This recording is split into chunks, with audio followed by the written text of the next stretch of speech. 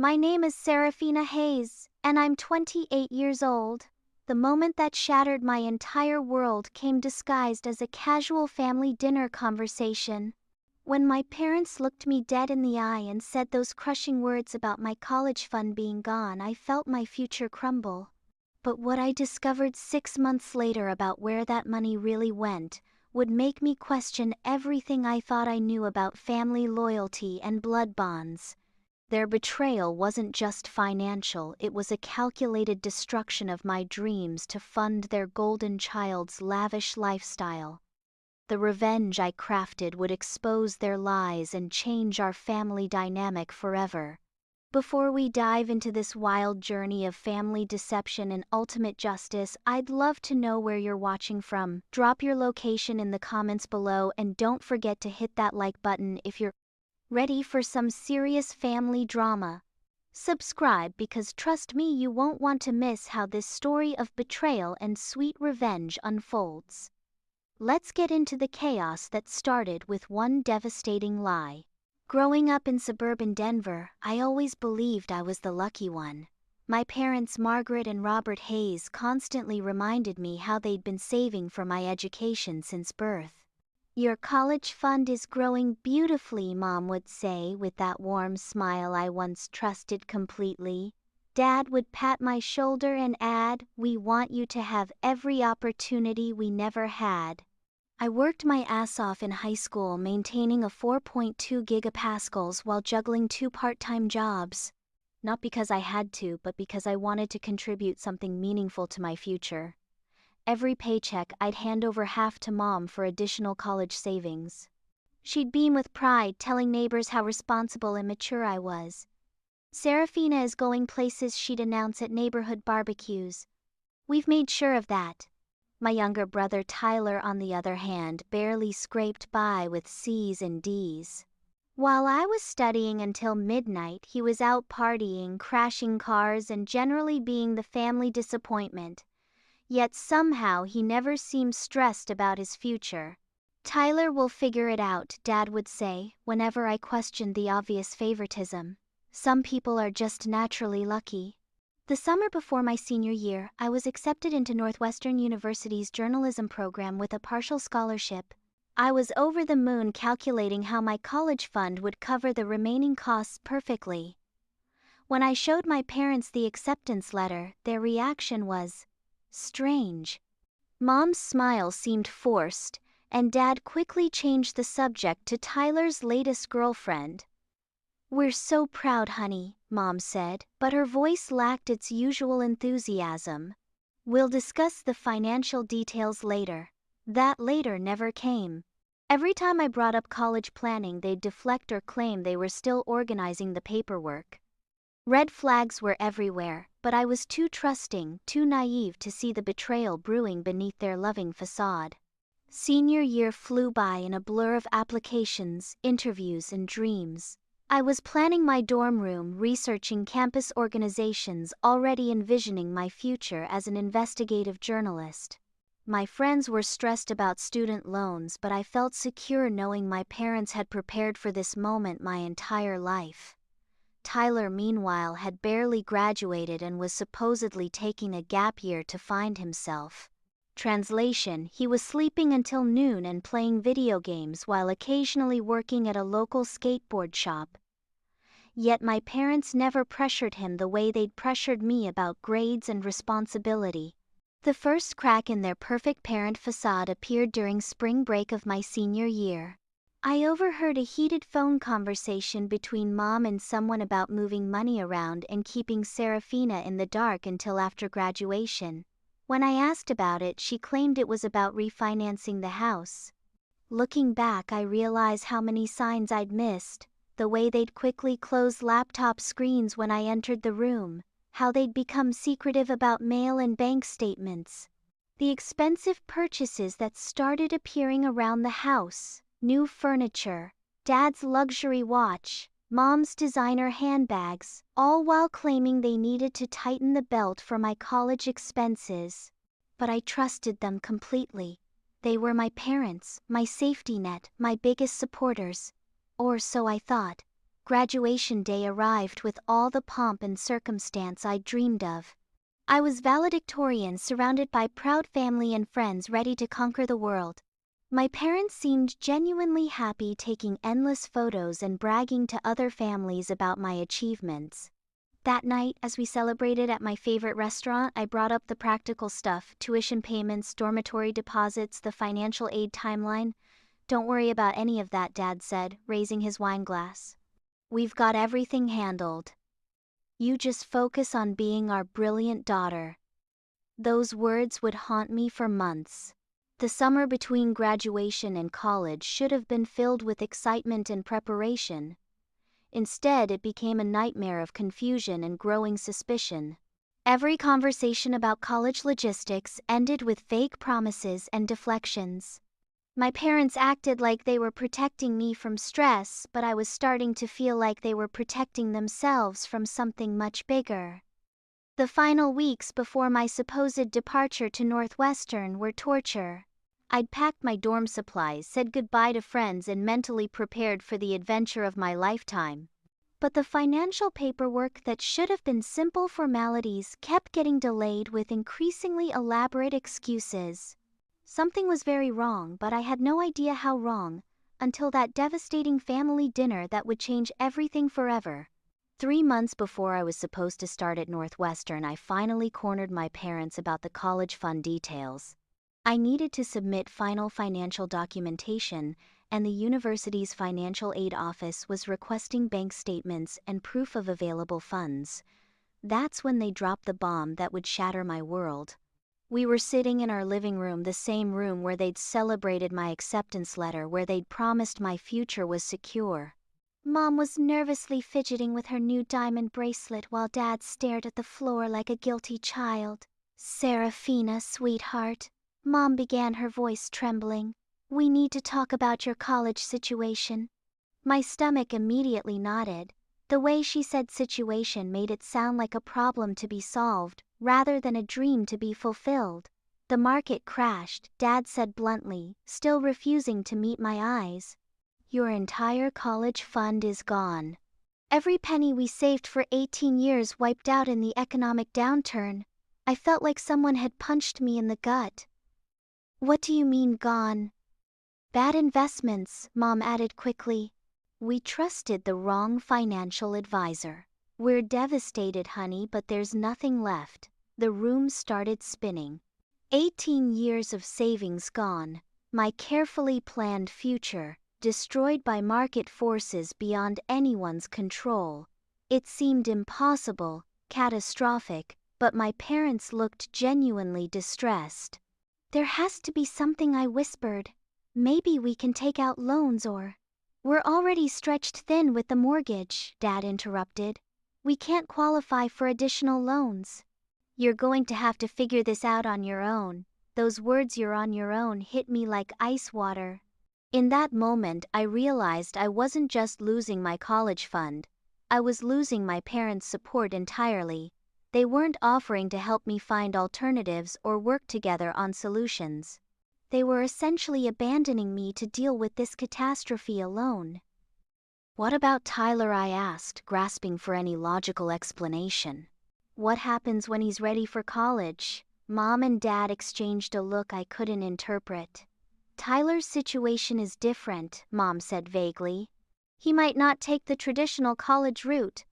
Something felt wrong about their entire story, but I was too devastated to think clearly. I spent the next week crying, frantically researching emergency financial aid, and trying to figure out how to salvage my Northwestern dream. The university was sympathetic but clear: without the expected family contribution, I'd need to either defer enrollment and reapply for need-based aid the following year or decline my acceptance altogether. I chose to defer, spending that year working full-time at a local newspaper while living at home and watching my dreams feel further and further away. My parents acted like nothing had happened, going about their daily routines, while I struggled with the complete upheaval of my life plans. But something kept nagging at me. Their story didn't add up. If they'd truly lost everything in market crashes, why weren't they more financially stressed? Why was Mom still buying expensive clothes, and Dad still playing golf at his pricey country club. The inconsistencies were everywhere. Once I started paying attention, they claimed to be devastated by the financial loss, yet they showed no signs of actually cutting back on their lifestyle. Dad's weekend golf games continued. Mom's weekly salon appointments never stopped. They took a small vacation to celebrate their anniversary, claiming they needed to maintain some normalcy during this difficult time. Meanwhile, I was working 60-hour weeks, eating ramen noodles for dinner, and watching my high school friends start their college adventures through social media posts that felt like knives to my heart. 6 months into my gap year from hell, I started paying attention to details I'd previously overlooked. Bank statements left on kitchen counters. Overheard phone conversations about transfers and account management. The way they'd quickly change subjects when I entered rooms during their financial discussions. Tyler's behavior was equally suspicious. For someone whose family had supposedly lost everything, he seemed remarkably carefree. He'd gotten a new car, a gift from Grandpa according to Mom, and was talking about business opportunities that required startup capital. When I asked where this capital was coming from if we were financially devastated, Tyler just shrugged and said our parents were helping him network with investors. That's when I decided to do what any good journalist would do: investigate. The investigation would reveal a betrayal so systematic and cruel that it would make me question everything I thought I knew about family love and the people I'd trusted most in the world. The investigation that would expose my parents' betrayal started with a simple accident. While cleaning the house during one of Mom's garden club meetings, I knocked over a stack of papers from Dad's home office. As I gathered them up, one document caught my eye, a bank statement showing a balance that made my blood run cold. The account had over $200,000. My hands shook as I read the details. This wasn't some old statement from before the supposed market crash. It was dated just 2 weeks ago. 2 weeks after they'd told me we were financially devastated and couldn't afford my college tuition. But this was only the beginning of what I'd discover. Over the next month, I became a detective in my own home. Every time my parents left the house, I carefully searched Dad's office, photographing documents with my phone and returning everything to its exact position. What I found was a web of lies so elaborate and cruel that I questioned whether I even knew my parents at all. The college fund they claimed was wiped out. It was alive and well, sitting in a high-yield savings account earning interest, but it wasn't labeled as my college fund anymore. According to the paperwork I found, they'd transferred the money into an account designated for Tyler's future opportunities. My brother, who had barely graduated high school and showed no interest in further education, now had access to nearly $180,000 that had originally been saved for my college education. But the betrayal went deeper than simple favoritism. I discovered bank records showing systematic withdrawals from my original college account over the past 2 years. Money that had been moved to cover Tyler's endless expenses, his car payments, insurance, credit card debts, and even a $15,000 vacation to Europe he'd taken with friends the previous summer. My parents hadn't just stolen my college fund. They'd been systematically transferring it to support Tyler's lifestyle while lying to my face about market crashes and financial devastation. The most damning evidence came in the form of email exchanges I found printed in Dad's filing cabinet. Messages between my parents discussing their Seraphina problem and how to handle the college situation without destroying Tyler's opportunities. One email from Mom to Dad made my stomach turn. "She's smart and resourceful. She'll figure out a way to pay for college herself. Tyler needs our help more because he doesn't have her natural advantages." Another from Dad: "The market crash story should buy us time. By the time she realizes the truth, Tyler will be established and we can claim we're rebuilding the fund." They had planned this betrayal for months, crafting a narrative designed to make me believe I was a victim of economic circumstances rather than parental theft. But perhaps the most devastating discovery was a conversation transcript I found tucked inside one of Dad's investment portfolios. It was from a family meeting that had happened without me, a discussion about Tyler's business venture that would require substantial startup capital. My golden child brother, it turned out, had convinced our parents to invest in his dream of opening a high-end gaming lounge. The entire operation would cost around $200,000, almost exactly the amount that had been saved for my education. While I was working double shifts at the newspaper, desperately trying to save money for college, Tyler was being handed my entire future to fund his fantasy business venture. The realization hit me like a physical blow. This wasn't about market crashes or economic hardship. This was about my parents choosing Tyler's uncertain business dreams over my guaranteed academic success. They had looked me in the eye and lied, watching me struggle and suffer, while secretly funding my brother's lifestyle. I discovered additional evidence that made their betrayal even more calculated. Text messages between Mom and Tyler discussing how to keep Seraphina from getting suspicious, and reminders to stick to the market crash story. They had coached Tyler on what to say if I asked questions about money. There were also receipts for expensive purchases made during the same period they claimed to be financially struggling. Designer clothes for Mom, a new golf club membership for Dad, and thousands of dollars in business consultation fees for Tyler's gaming lounge project. They weren't just lying about the college fund, they were living lavishly while watching me work myself to exhaustion trying to afford the education they'd promised to provide. The evidence was overwhelming, but I needed to understand the full scope of their deception. I started tracking their financial patterns, creating spreadsheets that showed exactly when money had been moved and where it had gone. The picture that emerged was of parents who had systematically robbed their daughter's future to fund their son's every whim. But the investigation revealed something even more disturbing than simple theft and favoritism. As I dug deeper into Tyler's business venture, I discovered connections that would make my revenge infinitely more satisfying and my parents' situation infinitely more dangerous. The people Tyler was working with weren't just questionable business partners, they had histories that would make any parent reconsider their investment decisions. Criminal backgrounds, fraudulent business practices, and connections to organized crime networks. My parents thought they were funding Tyler's entrepreneurial dreams. In reality, they were bankrolling what appeared to be a money laundering operation using stolen education funds.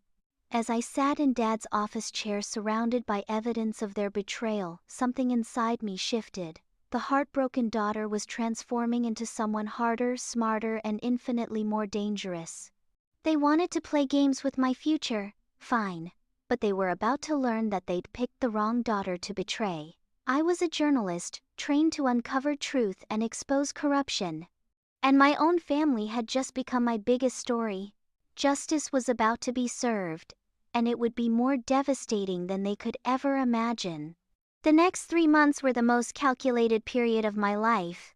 While my parents continued their charade of financial hardship and poor Tyler struggled with his difficult decisions about the future, I was building a case that would destroy their lies and expose them for the manipulative thieves they really were. My journalism training became my greatest weapon. I knew how to gather evidence, verify sources, and build an airtight narrative.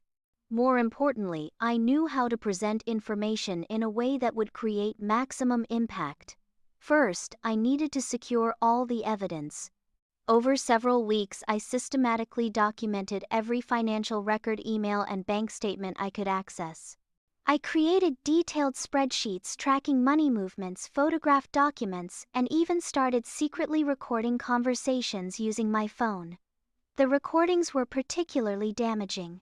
I captured Mom and Dad discussing Tyler's gaming lounge project, debating whether to give him additional funds for marketing and equipment. I recorded them laughing about how easily I'd believed their market crash story and speculating about whether I'd ever be smart enough to figure out the truth. One conversation made my blood boil. Dad told Mom, "Seraphina has always been the responsible one. She'll land on her feet no matter what. Tyler needs our help because he doesn't have her drive." They were literally using my strengths as justification for stealing from me. But I needed more than just evidence, I needed leverage. That's when I discovered something that would make my revenge infinitely more satisfying. Tyler's gaming lounge wasn't just poorly planned, it was essentially a money laundering operation. While digging deeper into his business proposal, I found connections to several investors with questionable backgrounds. My brother, in his infinite wisdom, had gotten involved with people who were using his legitimate business as a front for moving dirty money. The beautiful irony was that my parents had unknowingly funded what was essentially a criminal enterprise with money stolen from their honor student daughter. I spent weeks researching Tyler's business partners, tracing their connections through public records and news articles. What I found was a network of individuals with histories of financial fraud, tax evasion, and organized crime connections. My parents thought they were funding Tyler's dream. In reality, they were accessories to an operation that would eventually catch federal attention.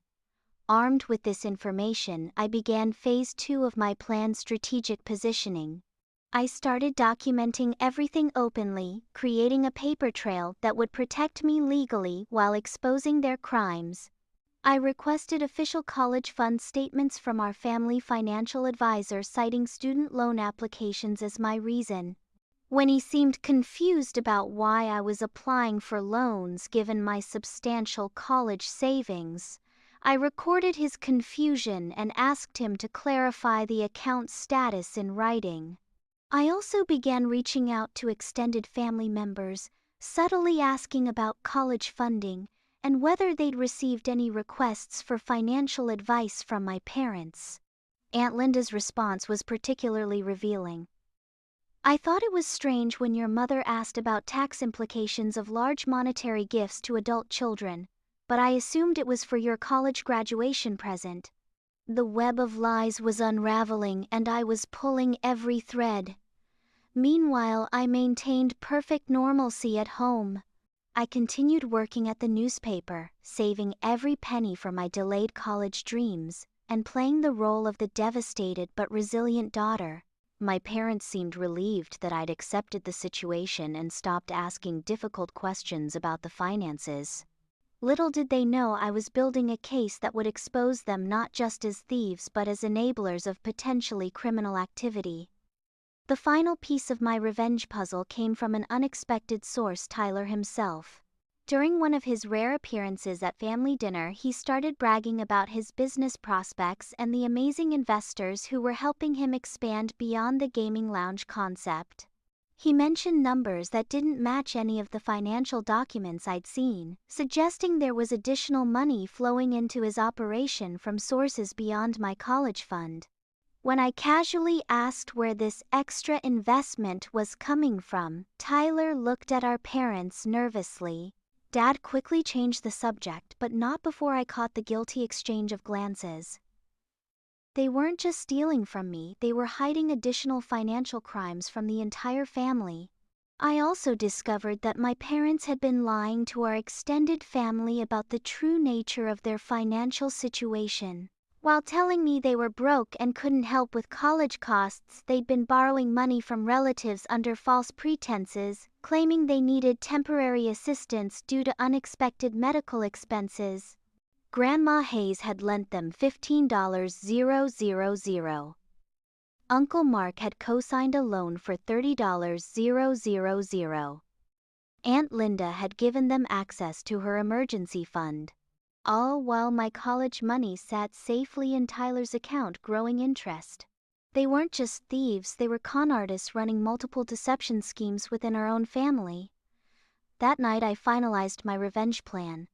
It wasn't enough to simply expose their theft of my college fund. I was going to reveal everything: their systematic lying, Tyler's criminal associations, their additional financial deceptions, and the complete destruction of our family's trust.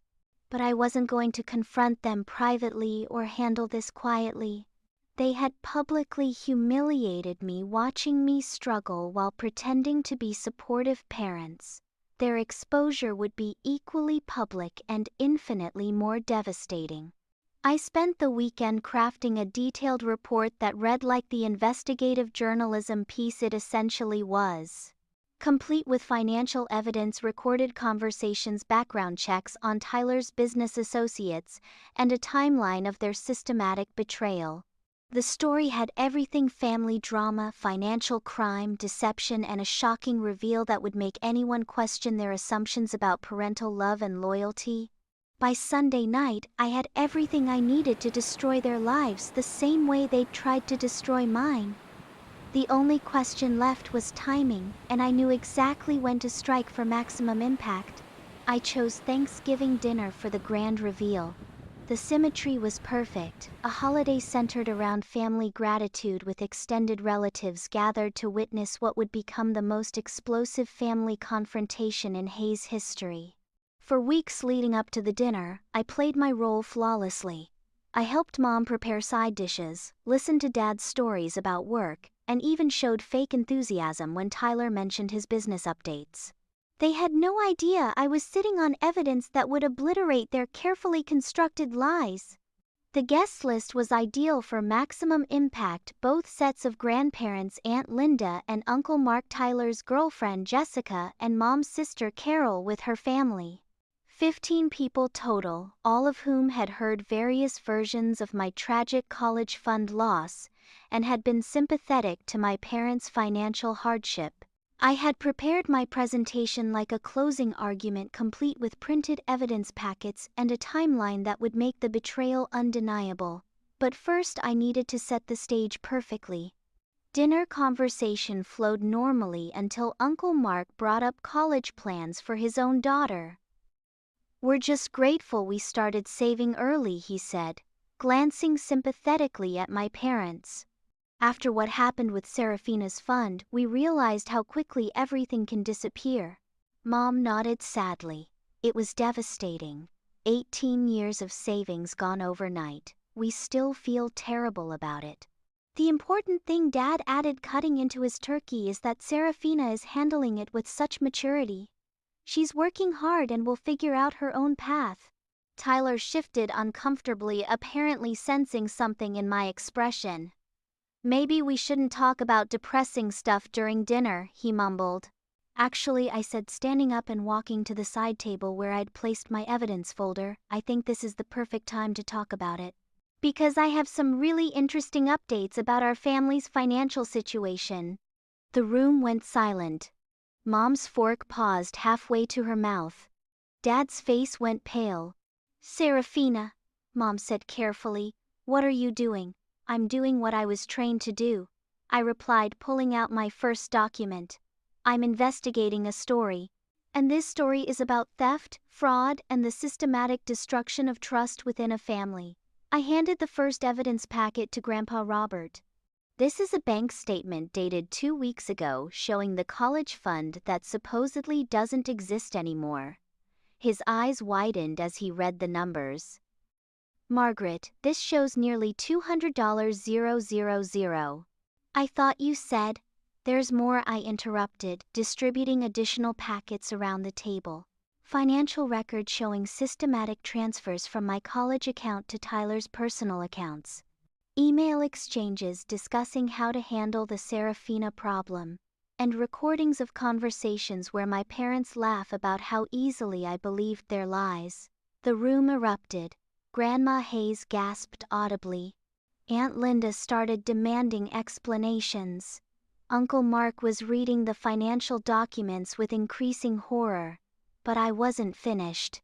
"The really interesting part," I continued, my voice steady despite my racing heart, "is what Tyler's been doing with the money that was stolen from my education fund."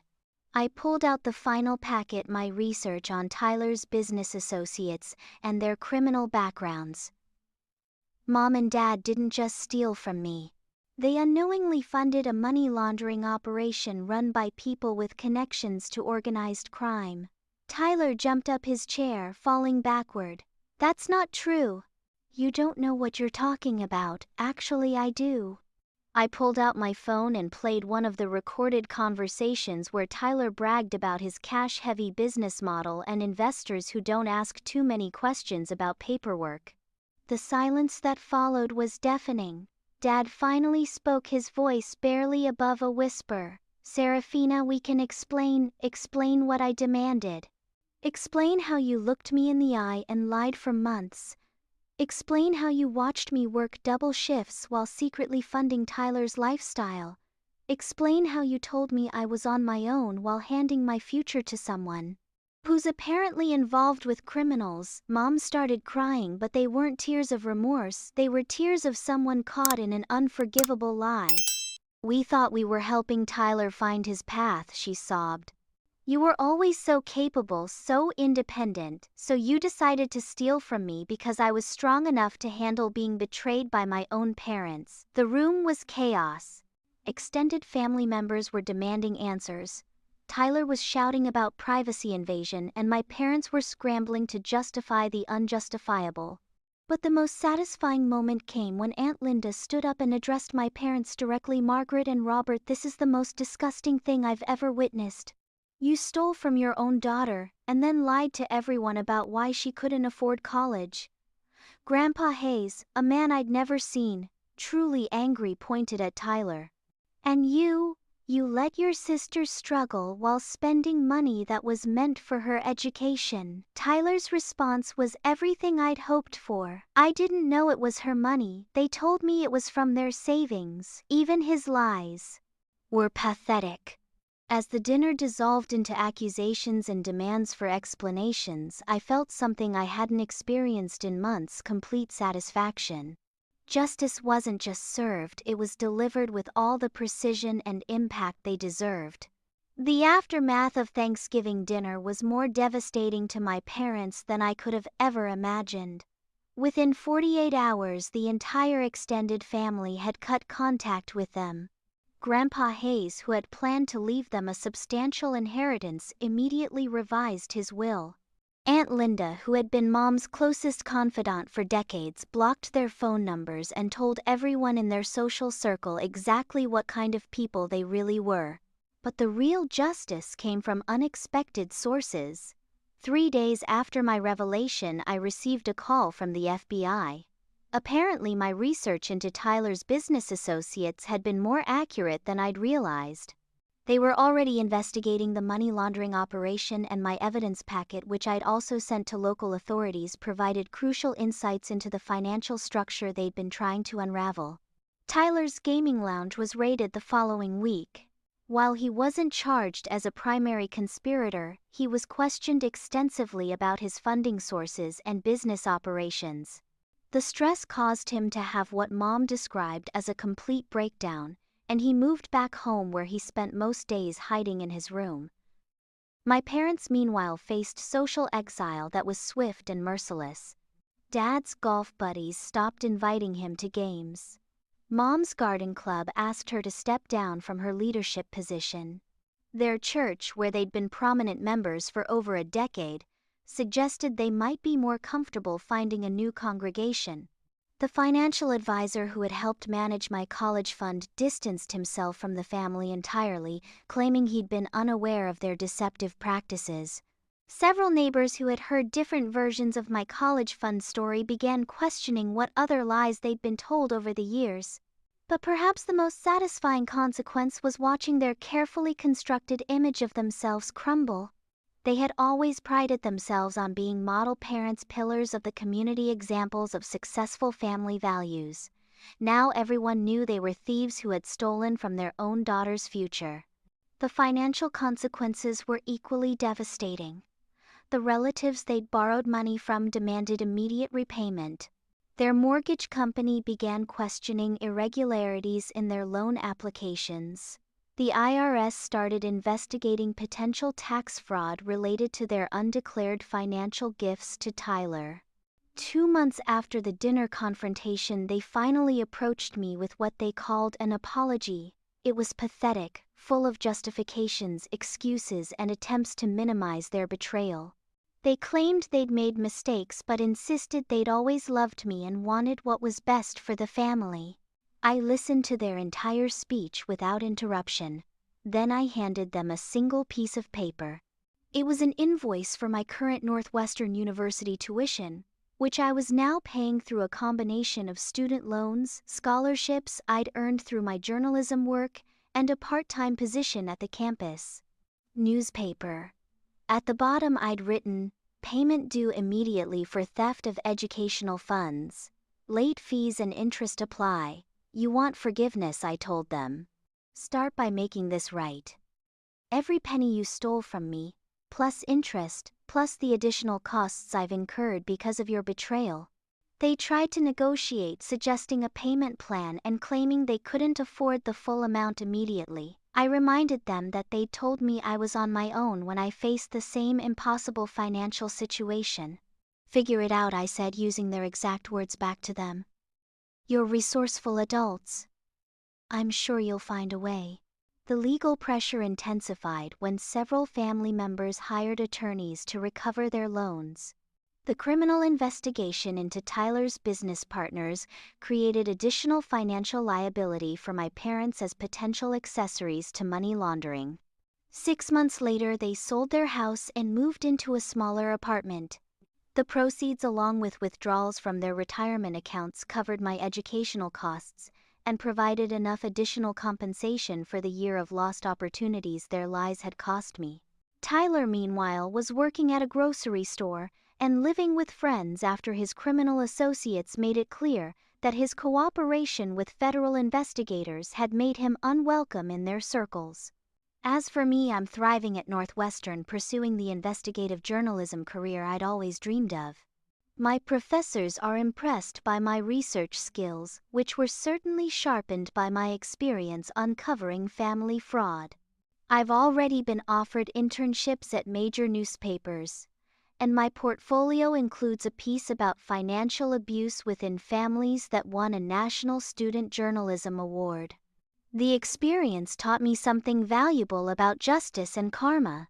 Sometimes, the universe doesn't automatically balance the scales. Sometimes you have to pick up the weights yourself and demand the equilibrium you deserve. My parents thought they could steal my future because they assumed I'd never fight back. They believed family loyalty meant accepting betrayal in silence. They were wrong on both counts. Looking back, I realized their betrayal was actually a gift. It showed me exactly who they were beneath their loving parent facade, and it forced me to become stronger, more independent, and infinitely more resourceful than I would have been with their support. Now I'm living my dreams on my own terms, surrounded by people who actually care about my success rather than plotting to steal it from me. So here's my question for all of you watching. Have you ever experienced family betrayal that made you question everything you thought you knew about the people closest to you? How did you handle discovering that the people who were supposed to protect you were actually the ones harming you? Drop your stories in the comments. I read every single one, and sometimes sharing these experiences helps us realize we're not alone in dealing with family dysfunction. If this story of family revenge and justice served resonated with you, smash that like button and hit subscribe for more real-life drama stories that prove truth really is stranger than fiction. Share this with anyone who might need to hear that it's okay to demand justice even from family members who've wronged you. Thank you for listening to my journey from betrayal to triumph. Remember, blood doesn't guarantee loyalty, and sometimes the people who claim to love you most are the ones you need to protect yourself from most carefully. Trust your instincts, document everything, and never be afraid to demand the respect and honesty you deserve, especially from family. Life has a funny way of teaching us exactly who deserves a place in our future, and my parents definitely learned they'd lost theirs forever.